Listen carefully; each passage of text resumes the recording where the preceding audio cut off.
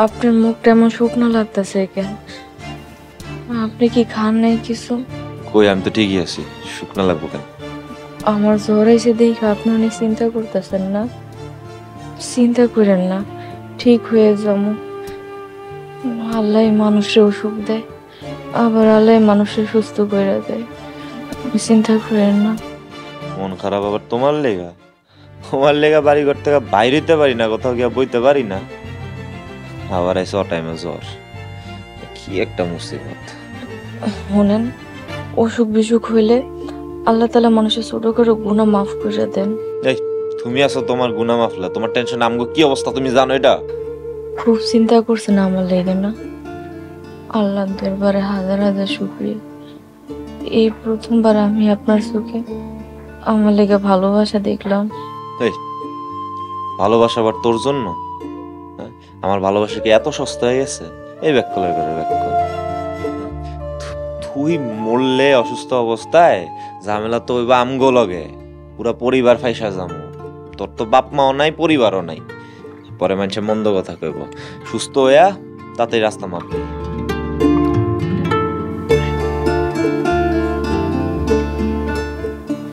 আপনি আমার হাতটা একটু ধরেন। তোরে তো আমার ধরতে মন চায় না, তোর ধরতে গেলে আমার ভূমি চলে আয়।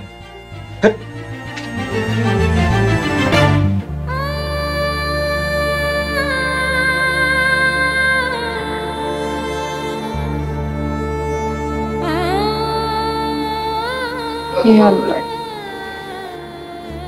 তার মনে আমার লেগে ভালোবাসা পয়দা করে দাও।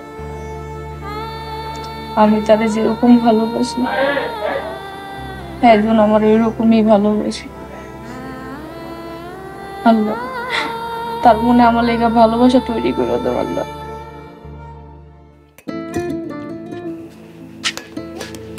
মা, তুমি এখানে? বাবাজান আইসস যখন ভালোই আছে, প্লেটও দেওয়া আছে, খাইতে অনেক বেলা হয়ে গেছে। হাফসা কই? ওই সেরি ঢং দেখে আমি আর বাসি না। হ্যাঁ, ঘরে গিয়ে কতবার ডাকলাম খাইতে আহো খাইতে আহো, আইলো না। বিছানা থেকে নাকি উঠতেই পারতাছে না। এখন কি করুম?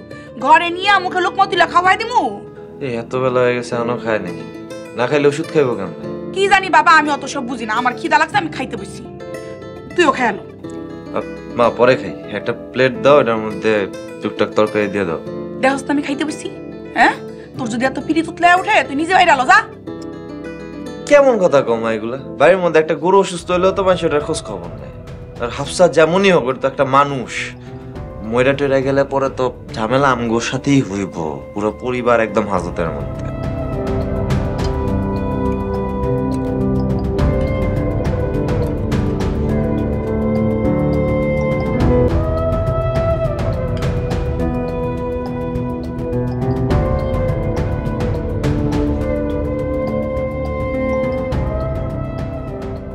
ঢং দেখলে আর বাসি নাই। এক বেলা দুই বেলা না খেয়ে থাকলে মানুষ মরে না, মানুষ ঠিকই বাইসা থাকে। যত সব ফাইজলামি।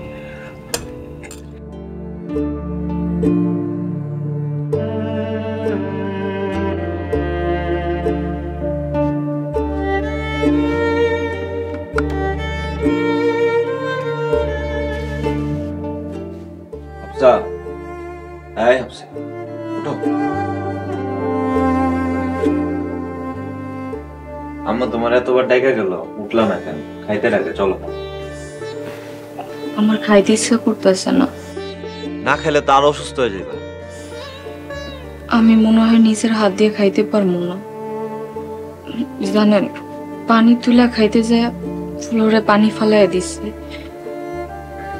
হাতে একদমই পর শক্তি পাইনি। আচ্ছা ঠিক আছে, সমস্যা নেই, আমি খাওয়াই দিতেছি নিজে হাতে। ওঠো, ঠিক মতো বসো।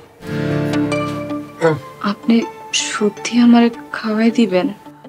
আচ্ছা, তুমি কি আমার বিয়ে লাগো যে তোমার লাগে মজা করুম? ঠিক আছে, বসো, খাওয়াই দিচ্ছি। জানেন, আপনার আমার অনেক ভালো লাগে। খাও, তাহলে সুস্থ হয়ে যাবে। ভালো দেখে খাবার কেমন আছে? একটু শেষ করে তারপর মুরগি আসে পাইন লাগবে।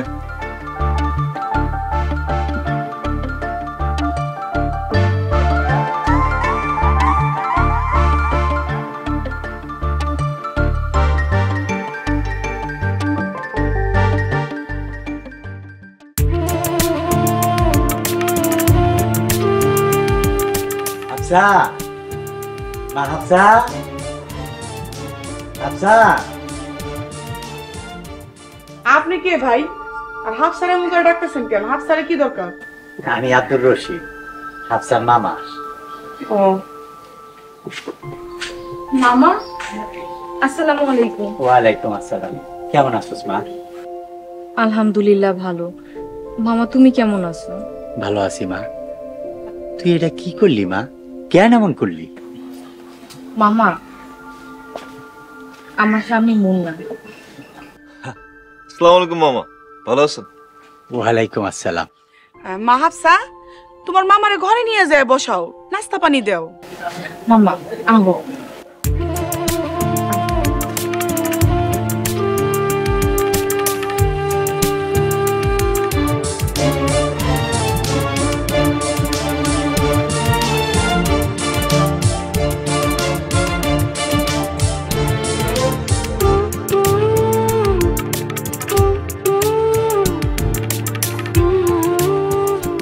মামা খাও।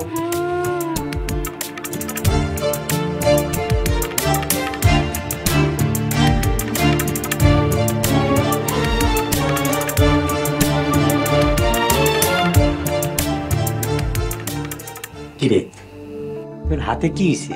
মায়ের দাগ নাকি?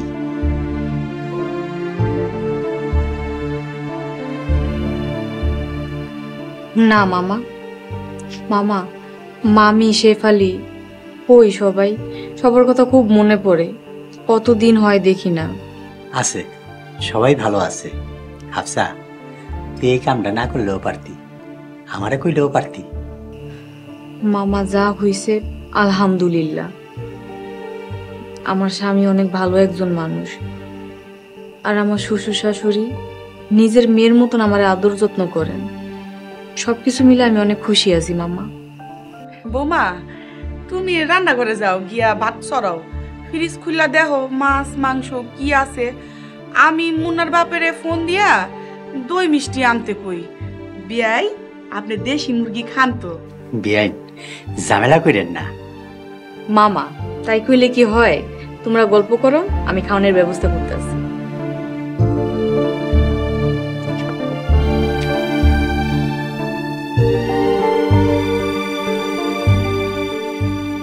কি আর কমু ভাই, সত্যি কথা, তারপরেও কম লাগে।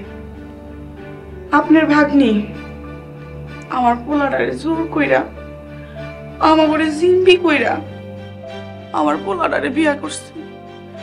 এই বিয়াতে আমগো বাড়ির আমরা কেউ খুশি না। কি বলেন বিয়াই? আমার ভাগ্নি যদি আপনাকে এত অপছন্দ হয়ে থাকে, তাইলে আপনার ছেলের সাথে বিয়া দিছেন কেন? দেখেন মামা, ফোনে টুকটাক কথা হইতো আমাদের। আপনার ভাগ্নি এর পরপরই বিয়ের দাবি করে আমাদের বাসায় অনশন শুরু করছে। তারপরে পরিবারের সম্মানের স্বার্থে ওরে আমার বিয়ে করতেই হয়েছে। পারলে আপনার সাথে ওরে নিয়ে যান। আমার ভাগ্নিরে অপছন্দের কারণ কি? আমার ভাগ্নি উচ্চ শিক্ষিত, নামাজি, পরেজগার, সংসারী একটা মেয়ে। একটা ভালো মেয়ের যা যা গুণ দরকার সব আছে আমার ভাগ্নির মধ্যে। তারপরেও আপনারা কেনই কথা বলতেছেন? সংসারী, শিক্ষিত, পরেশগার মায়া দিয়ে আমরা কি করবো কন? কত আশা ছিল পোলাডারে বড় ঘরে বিয়া করাবো ধুমধাম কইরা, আর হইল না। আফসোস, হাফসার বাবা মা বাচ্চা নাই। যদি বাচ্চা থাকতো তাইলে আজকাল সে ধনী পরিবারের একটা মেয়ে থাকতো। তারপরেও যা আছে তা দিয়ে আরাম আয়েসে থাকতে পারবো। মামা, আপনার কথাটা বুঝলাম না ঠিক, একটু যদি বুঝায় বলতেন। ব্যাংকে হাফসার নামে 27 লক্ষ টাকা জমা আছে। হাফসার বাপ দাদার সম্পত্তি 17-18 বিঘা হাফসার নামে লেখা আছে। আর গরিব হলেই বা কি, মানুষের আসল পরিচয় সে একজন মানুষ। জি আশরাফুল মাখলুকাত। বিয়াই খান। বিয়াই আপনি চা বিস্কুট খান, আমি বৌমার লগে রান্না করে যাই। একলা মানুষ কেমনে রান্না করবো, ছোট মানুষ না, আমি যাই। আপনি চা বিস্কুট খান। এই তুই তোর মামা শ্বশুরে দেখ, ভালো করে দেখ।